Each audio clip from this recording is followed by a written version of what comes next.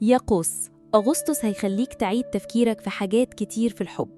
انت بطبعك بتحب الحرية ومشاعرك دايما متقلبة، لكن الشهر ده هيخليك تثبت أكتر على قرار أو علاقة.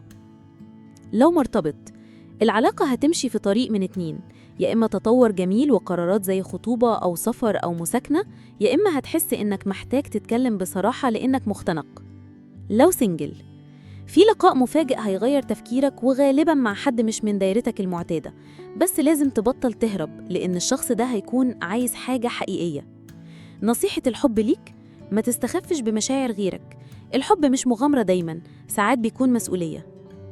الشغل والوظيفة، الشغل هيشهد حركة وتغيرات الشهر ده، ممكن تتفتح لك فرصة سفر أو تنقل داخلي في الشركة، أو تتعرض لمهام جديدة مش في تخصصك بس هتكتشف إنها بتلمعك أكتر. لو بتفكر تسيب شغلك، ده وقت التخطيط مش القفز، احسبها كويس واعرف بديلك قبل ما تاخد قرار. لو عندك مشروع خاص، ده أنسب وقت إنك توسع نشاطك أو تسوق له أكتر، الناس شايفة فيك ثقة وطاقة حلوة، استغلها. نقطة مهمة: في حد في الشغل ممكن يكون بيغير منك، خليك ذكي بس ما تواجهش دلوقتي. الفلوس والجانب المادي، الوضع المالي مستقر نسبياً بس محتاج شوية تنظيم. في مصاريف على حاجات ترفيهية أو سفر وإنت مش بتفكر مرتين لما تبسط نفسك، بس لازم تحط حدود. في كمان فرصة شغل جانبي أو زيادة دخل من هواية أو مهارة، خاصة في الأسبوع الأخير من الشهر.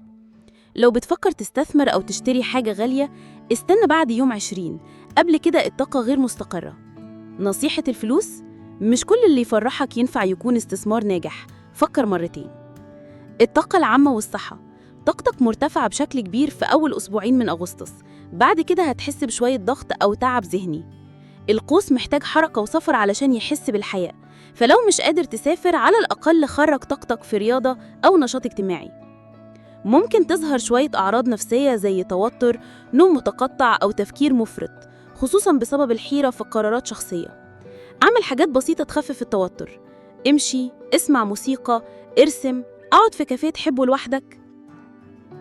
علاقات اجتماعية وعائلية، الشهر ده مليان لقاءات حلوة مع ناس بقالك كتير مش شفتهمش، هتحس إنك محتاج تعيش لحظات بسيطة وسط الناس اللي بتحبهم، بس في نفس الوقت ممكن تتعرض لموقف عائلي يضايقك شوية، اتكلم بهدوء وما تنسحبش بسرعة.